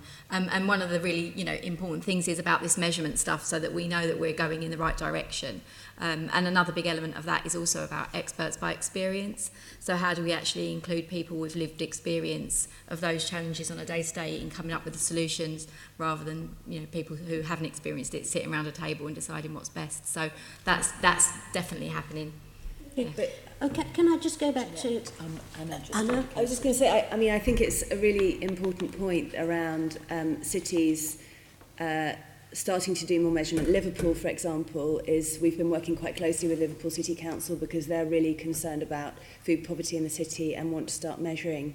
The Scottish Government is now starting to measure at the national level within Scotland, and I think you're right that momentum is really needed to make sure that we actually have a decent national measure, and that this isn't just isolated examples, but actually, we can get to the point where we have an agreed understanding of the scale of this challenge, and at the moment we don't, and it allows us to dodge the issue, frankly, in policy terms. Because there's no narrative about that in the document, is there, about working with to bring about change nationally? Not that I've seen. But maybe we can feed that through. I think that's something we can increase. Near the start of the document, it says we are part of the Sustainable Food Cities Network, which is across UK and Ireland. We don't explicitly. So that's the same thing. It's an example. I agree with you. We should draw this out and make it more explicit. It's just, the problem I have is that this is so worthy. And what we want is something tangible that is going to bring about change, because people are starving. Whoever put the words in the mayor's mouth, we should not accept food banks as a fact of life in London. So what are we doing? Are we ignoring the 1 million and odd people who now totally depend on food bank? And what action is there in this food poverty section that the mayor can do and will do to reduce the level of dependence on food banks and the level of poverty that is now being experienced by so many Londoners? That's what I'm asked. That's what people want to hear about. So the food poverty action plans that the boroughs have been doing, which really link with the food power, which is UK-wide, and the sustainable food cities, food poverty element, are helping the boroughs identify everything they can do to address food poverty. So the kind of it is a result of poverty. So it's things like London living wage and living wage friendly funders. It's about maximising the uptake of healthy start benefits, but all benefits. It's about decent housing. It's about 365 days a year meal offer for children that normally get free school meals. It's about breastfeeding rates. It's about decent retail strategies. It's a wide range of things. And I have to say, it's about meals for vulnerable older people. Those are the causes of poverty. I mean, mostly poverty, but poverty is the cause of food poverty, but there are loads of other things that we have, mechanisms we have in place that can help us mitigate some of the causes around those kind of things. So when we look at detail, so we've got also Beyond the Food Bank, which is a report that Sustain does based on the work that boroughs do to do as much as they can to mitigate against food poverty. Thank you. We can make reference because we already know about the work that some boroughs... I represent Waltham Forest, so I know some of the leading stuff they're doing. I've got two other areas, and I want to move away from young people and just spend a moment looking at elders. And that report by the All-Parliamentary Group on Hunger highlighted a heightened risk of malnutrition among older people who, I'm sure GPs won't be surprised at that. Anybody who's living real lives won't be surprised at that. So again, I'm just wondering what are you planning to say the Mayor can do in terms of Londoners' elders who are on the brink of or experiencing malnutrition? Yeah, and I think we've talked about kind of Meals on Wheels, but I think we need to talk more extensively about all meals for older people. So it's not just meals for vulnerable older people at home, it's meals for older people in community settings, because we also need to address social isolation. And also the other thing is about food access, because if you're an older person and you have those access issues, then a good local retail strategy needs to also, hopefully, if it addresses access issues for certain population groups, it will also help us address access issues for older people. But the other thing is around procurement, care homes catering, must testing. What are we doing when we're doing the Meals on Wheels? Is it an enhanced service? We're also looking at must testing. Are we doing calorie enrichment in some of the meals when we identify someone's at risk of malnutrition? What are the quality standards in care homes, supported housing? So the strategy will be asking questions, further questions about that, but no tangible actions planned. I think there will be an action plan, and we've already met with Fiona Prycross to talk about older people, and we're hoping that we'll do a piece of work to look at really the kind of the picture now. We've got some really brilliant models happening in certain boroughs, and we have other boroughs where we've got very little happening. So recently, Hackney just commissioned £1 million of lunch club services to older people, which is a fantastic thing. And other boroughs are doing different things. We've got the Hertfordshire Independent Living Service model that we've been looking at. There's been a lot of work looking at this, but we really need to understand where's the work need to be done, and where can we intervene, who can we work with, where are the partners. So it's across quite a number of settings. Okay, two more questions.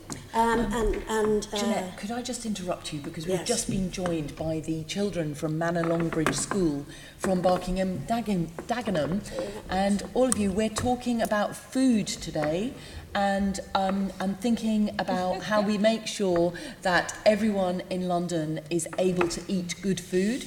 And we're questioning some people from the office from the Mayor of London, and people who are helping the Mayor of London to make sure everyone can eat good food. Jeanette, do you want Lovely. I think some people are looking a little bit hungry, don't They they? are. They look a little bit. I'm afraid we've got no food. We're just talking about it. But who's planning to eat fruit today? Go on, show us. Oh, you're just all so good. Well done. Ask them who's going to eat chocolate. Oh, no. Who had strawberries for breakfast? Who had strawberries for breakfast? Oh, nice. Excellent. Excellent. Yeah, because there's loads of loads of strawberries around. Okay, thank you. Let's not. Just one question left. I mean, I've got loads of other questions, but I'm going to just stay with this one. And it is now, I just would like the actions. What is the GLA doing to tackle holiday hunger? Okay, so we've got the Mayor's Fund and we've got the, I always forget the name of them, but we've got the Mayor's Kitchen Social. So across London now, the Mayor is supporting the development of Kitchen Social, which are kind of holiday meal providers. And there's quite a lot of support and funding and a steering group and advisory group here. And they provide, it's normally an existing community group or a school, and Kitchen Social provides them with support around resources, managing kitchen, food safety, volunteering, and I can't remember how many Kitchen Socials there'll be this summer, but I would advise going to see them. The Mayor's Fund for London established that programme a couple of years back. Yeah. So what new is planned? Because the Mayor's Fund for London is associated with the GLA, but is not of the GLA. So what's the GLA doing? The GLA in terms of the London Food Board and the Boroughs subgroup, or in terms of the Secretariat? So the London Food Board Boroughs subgroup partners with Kitchen Social, and in September, and they work really, really closely. So to support each other about best models, dissemination of those models, and we've been working on that for quite a long time. And in September there's going to be a conference. So the best models that we can find in London, including Kitchen Social, the model in Greenwich, and I think we've also got people from outside London, are coming to talk to the rest of the London boroughs and all community groups, and there's going to be a conference to help disseminate best practice. So Kitchen Social, everything that they've learned is disseminated in a practical guidance for anyone to be able to start a holiday meal provision. But it works very closely with the borough subgroup of the London Food Board. Anyone with a capacity to start, that's not all Londoners, is it? Mark, it's community groups. The thing is, you do need a setting, and what we found is most practical about holiday meal provision, I've been involved with 2 pilots, is if you've already got an existing holiday scheme, that then you can add food to it, because the most expensive part of holiday meal provision isn't the food, it's not the volunteers serving the food, it's the venue, and the cost of opening schools in the summer is proving to be prohibitive, and schools, and also being independent autonomous bodies, aren't necessarily willing to do it. But what you've got is things like adventure playgrounds, youth groups, and they're the people, church groups, community centres, who are open in the summer for children anyway, and this is appearing to be the most pragmatic, affordable and accessible, and likely to be the best way we can get a full provision at the moment until we get a lot more money invested in. So many things come out of that, because you would have thought that you would be asking the Mayor to use his powers of persuasion to actually deal with this issue of schools being closed during this period, where they could actually be supporting those children. It's the cost to schools. I mean, I would love to use the power of persuasion to ask schools to open, but having spoken to schools, it's whether or not a school has the money to open. So I work very closely with the school in Charlton, and they rent out their school premises to raise the money to open in the summer, but they happen to be very fortunate to have a separate building they could use as a restaurant. But a lot of schools have very small premises, and it's how they generate the income to be able to afford to open in the summer. Unless they get a massive budget increase, or they're very lucky, or they have other revenue streams, we still need to say, well, who's going to pay for a school to open for 6 weeks? It's a huge cost. And the very last question to Mark: how much money was put aside in the Mayor's recent budget to fund actions arising from his food strategy? The GLA food programme for the current financial year that's just started, our mayoral direction gives us £144,000 for projects, and in addition to us having 2 3/4, let's call it 3 staff members permanently in the food team. So, but to do our projects, we have £144,000. £144,000 is all that's allocated. That's in our recently signed mayoral direction. Thank you. Can I say? Your face says it all. We are going to move on to look at food growing in London, and I'm going to bring Leonie in. Thank you. We touched on this a bit actually earlier on when Sarah ran through a little list of where there's some food growing in outer London, mainly you were saying Enfield and Walthamstow places. And the draft strategy does actually emphasise the great importance of food growing in London. And obviously you heard me on Food Miles earlier, and sets out some actions that are going to promote food growing. How much more food growing do you think there is capacity for, or how much food growing space, which was something that you alluded to in terms of there's quite a lot of housing that gets in the way. Do you think, would that represent success? How would we measure success in this strategy in terms of an increase in food growing? In the last strategy, one of the big targets, one of the big successes was the capital growth campaign, so to create 2,012 new food growing spaces, and pleased to say we made that target, and we've continued to support and grow that network, so that's something that I'm quite involved in. I think, I don't think we're at capacity. I think there's capacity for more food growing, and we're really pleased to see stuff in the London plan around putting food growing into new housing developments, and looking at creatively. We've got schools who want to grow food, and are doing that in, if they've got room within their grounds, or if not, they're partnering up with local places. So I think we're not saturated. So I think there could be an element of growing that. But I think what's more important now is to sort of solidify the network of growing spaces that we've got, and to look at how we start to protect those and see those as real assets of community value. So we're now seeing a lot of, as development continues and housing continues, some of those spaces coming under threat. So how do we want to protect them? How do we see those spaces of places that have got biodiversity and wildlife value? And we put in quite a detailed response to the environment strategy to say we think that food growing should have more prevalence in there. So I think there's a lot of work to link up those two areas. But yeah, do we actually have a sort of a complete list of everywhere where food growing's going on? Do we have a baseline that we're starting from? Yes, that's exactly. We've got a map. You can go online, capitalgrowth.org. You can see a map of all the food growing spaces in London. I can't tell you that we've got 100% of them, because I think that would be fairly impossible, and I can't tell you that all of those ones are currently active, because maintaining a database that's that size requires constant work, because people move, people's email address changes. But yes, we have got a really good baseline to start. We're aware of... that doesn't include people having greenhouses, and as I just alluded to, all my strawberries are now out in my garden, so I'm a very happy person with my strawberries. So I have some other things that I grow in my garden, but there was a project that was called Food Up Front, and was encouraging people to grow in their front gardens. Is that sort of network where it's sort of slightly more organised, is that included? People that grow at home can join our network, so we have got people listed who grow, so they get access to the same information and support and training and stuff that we do. There's obviously people join schemes like the RHS and Garden Organic, so there's lots of things for individuals that want support. You could spend your whole life measuring what people are doing and who's doing what. So, and we do a fair bit of that. It's not we like baselines, and we like to measure what's going on. We measure how much food they grow, so we can estimate the value of that. So we do loads of work on that. I think what we're really interested in is how we now link up food growing with other agendas.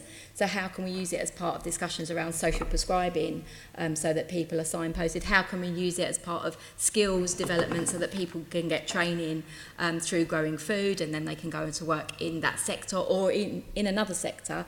And how do we now develop some more of the sort of commercially viable farming, and what opportunities there for that? Which sort of comes on from the sort of baseline and measuring how much to actually what people are growing. You mentioned social prescribing. Is there any guidance that's being given in the strategy about the kind of food that we might be particularly seeking to encourage, that might make people more healthy or anything like that? I don't think there's unhealthy food. If you're growing food and eating it unprocessed, I don't think it's unhealthy. I would say, you know, we tried growing chocolate in my garden. Yeah. It just didn't work. That chocolate tree just doesn't hit it off. No, I mean, not in this country anyway. We would encourage people to grow what they were going to enjoy growing and what works for them. So we wouldn't. But you know, we can tell you what people do tend to grow, and that is salads. Because they're high value, so it saves you more money. Because they're great fresh, and they don't, you know, when you're growing them, then they don't go off. And people love to grow tomatoes and strawberries. So we have tracks and data on what people grow. So more salad and fruit than vegetables. Encouragement around vegetables. Yeah, I mean, you know, yeah, of course. I mean, there's a new campaign as part of Sustainable Food Cities called Veg Cities, and part of that is looking at how and the whole work around that Anna's been doing around sort of getting people to actually eat more veg. Is quite an interesting approach. I wouldn't say that we would dictate to people what they want to grow. If you want to grow, you sort of know what you want to grow. But I think really where we're coming from on this is the idea that, you know, not only can we be slightly more sustainable in terms of the food that we grow, this morning it took me 2 minutes to go into my garden, pick the strawberries, wash them and then eat them. You know, that didn't involve no food miles, no plastic packaging, nothing at all, and it was completely delicious. But then when you look at trying to encourage people towards growing their own raspberries and strawberries, which grow very easily here, or maybe even having an apple tree, how much can we encourage people to want to do that rather than the constant adverts that we see telling us that blueberries are a superfood, or we've all got to eat an avocado every day, and they're more difficult to grow, aren't they? So how can we counter that kind of messaging? Should I add? I was going to add. Yeah, you can go first. I mean, I think the idea of the social prescribing is really, really important for us, because Sustain do an incredible job. I mean, 2,700 spaces and getting people to sign up and support that, it's been unbelievable on the master gardening. I mean, what it's done, and to have that baseline is incredible. What we also need is the partners, the other side, to say this is a really good thing for you, this is a really good thing to have in our social housing, this is a really good thing to do when we develop a new piece of housing. So we need it in supplementary planning guidance. We need local authorities and we need public health to go, well, how do we do this around social prescribing? How does this work? We need GPs to see the value of it. And we need all of those partners to say, this is possible and this is practical. And also then when you've got a balcony, we need the housing provider going, not having a problem with you covering it in food and putting it along, you know, and we want, I mean, I've seen great examples of Family Mosaic, which have now joined with Peabody, of taking some land where there weren't gardens and creating gardens for their residents. And this is what we need. So we have a great programme and we need measuring, but we need the partners to really support it, the practicalities around it, so that the public can respond, and we need the message to be there for the public. So every time someone's on an allotment waiting list, how about going, but did you know there's a community garden where you live, and did you know you can do this, and how about doing this on your balcony? We need practical, pragmatic support to enable people to do it and get the messages from both sides. I mean, that's definitely something we should be looking at in an action plan going forward. Oh, I can see Anna is also keen to come in on this as well. Just one other point, sort of your point really about how you get people excited about vegetables in particular. An initiative which we're doing with lots of other people is around trying to create an advertising fund for veg, because, as somebody said earlier, 1% of food and drink advertising goes on vegetables. And we've just come to the end of a crowdfunder, and we've got loads of the public involved. We've got now a kind of proof of concept stage funded for the next year, working with some of the leading advertisers in the country. It's called Veg Power. If you Google it, you'll see lots of stuff on it. But it's very much in that space of, I mean, not specifically about growing, but it's about trying to transform the image of veg in the eyes of kids and their parents, so that children are asking for veg and linking it to superheroes, all that kind of stuff. In fact, all that work began in this very room last October, so at the Veg Summit that was held here. So that'll all complement and is a nice antidote to the junk food advertising that obviously this strategy is trying to tackle as well. So Veg Power. Veg Power. I hope you're all going to remember Veg Power. That's going to become a new superhero that you're going to be seeing a little cartoon in comics coming soon, that sort of thing? Or are we moving on from Girl Power and we're going to see some celebrities fronting it up? Well, there'll be a mixture of all of that, yeah. Okay, yeah. Thank you very much. Thank you, Lenny. So, just moving on slightly from the food growing, just thinking about how food growing... We've driven them out. They're going, so goodbye everybody. We've far too boring.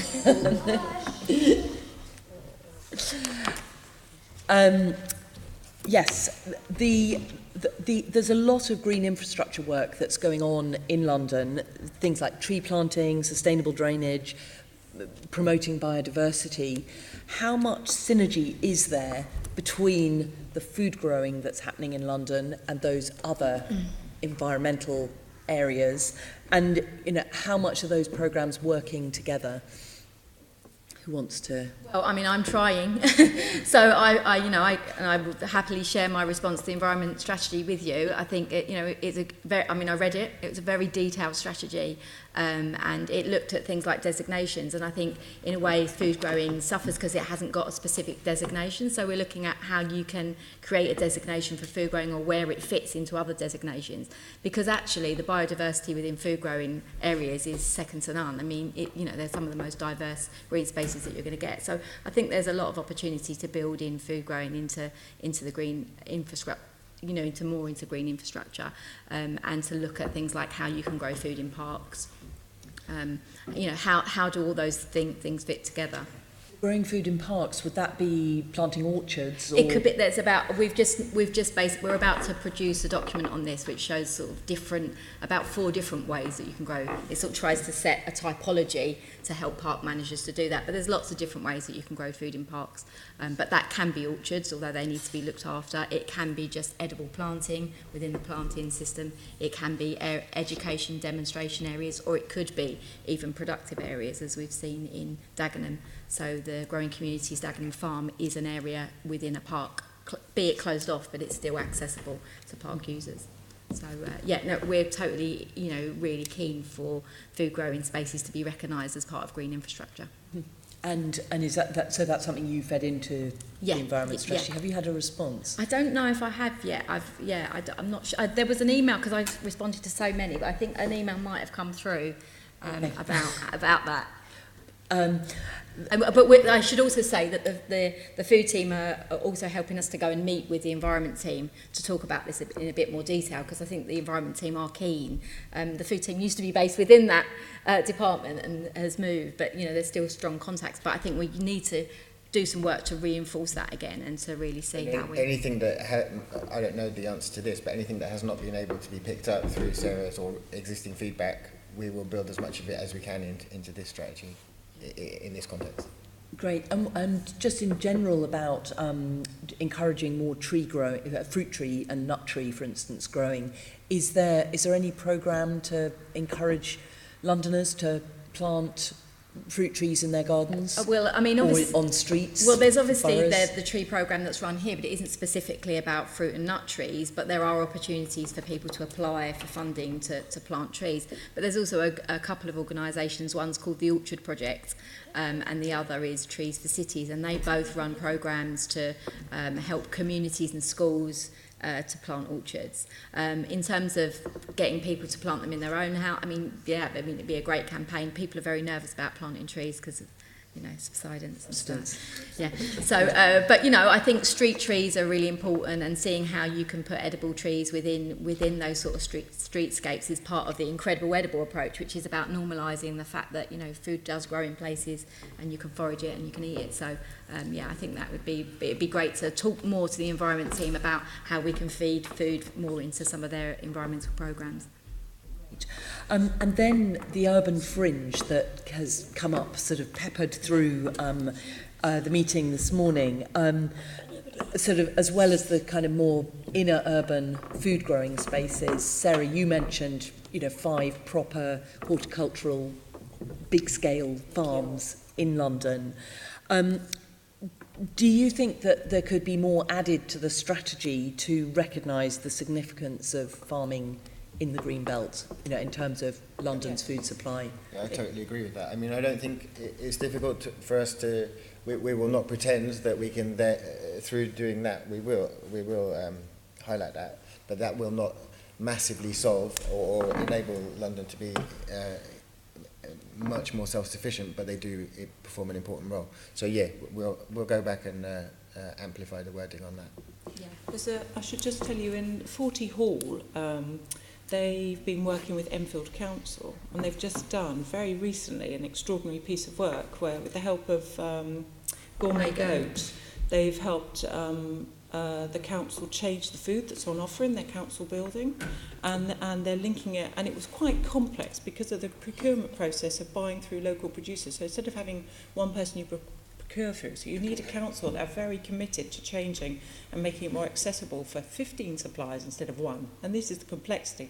And Gourmet Goat have supported Enfield Council to do this. And what is Gourmet Goat? Gourmet Goat is a very small food business based at Borough Market, but they live they have in Enfield, and they had a passion. So they've just achieved this piece of work, and I think I'm going to propose to the chair of our borough subgroup that we invite Enfield, the leader of Enfield Council, to come and talk to the other boroughs and do a piece of work today, why it was important to them. And I think, although, as Mark says, it has a part to play, maybe, you know, with 15 million people, how many people eating in London, but there's something symbolic and there's something really valuable. And that idea of addressing food waste by addressing more value, attaching more value to the food because it's made locally, you can go and see it. These things can have a bigger impact. So I think there's some real value in modelling and sharing and talking about the values behind that piece of work that we have a part to play in. Just to say, I mean, one of the things that's been quite complicated, I suppose, for all the people behind all of the strategies is how they all jigsaw together. So we also commented on the London plan, and there was a reference to growing in the green belt, but we wanted to see that sort of emphasised. And I think it's difficult to know, putting it in the strategy, how will that make it happen, because there's so many different factors for people to start a farm.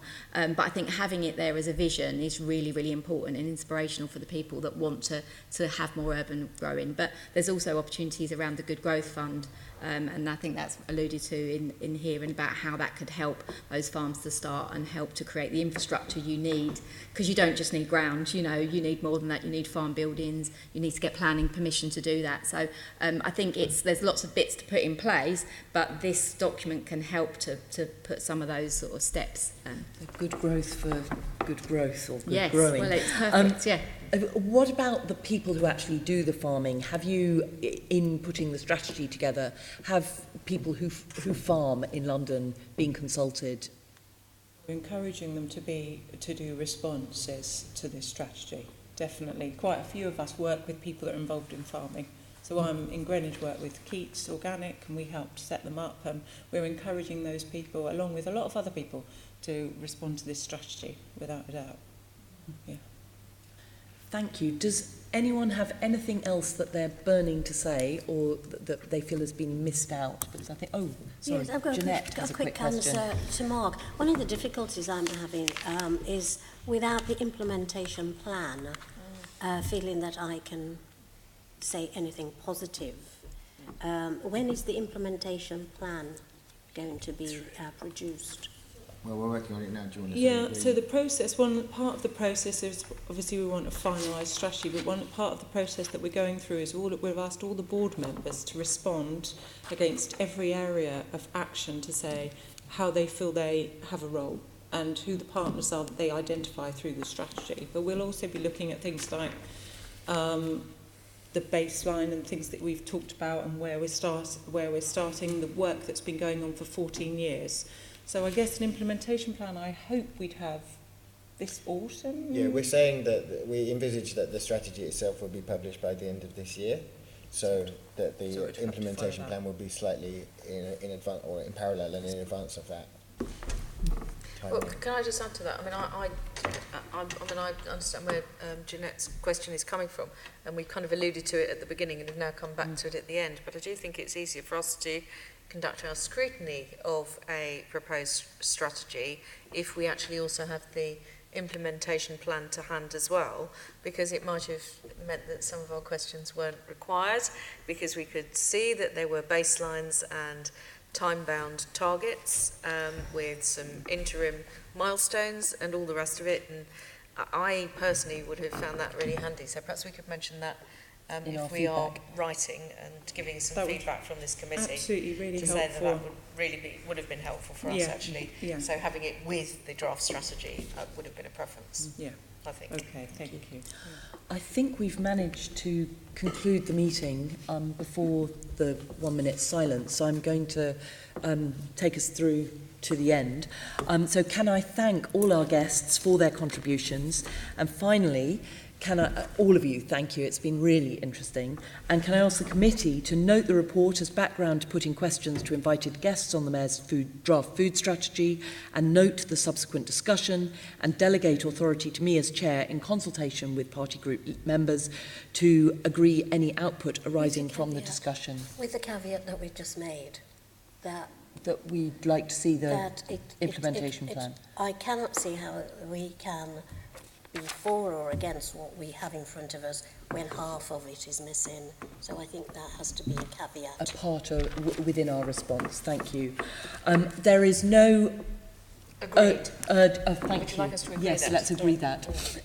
There is no urgent business, and so that concludes the meeting. Okay.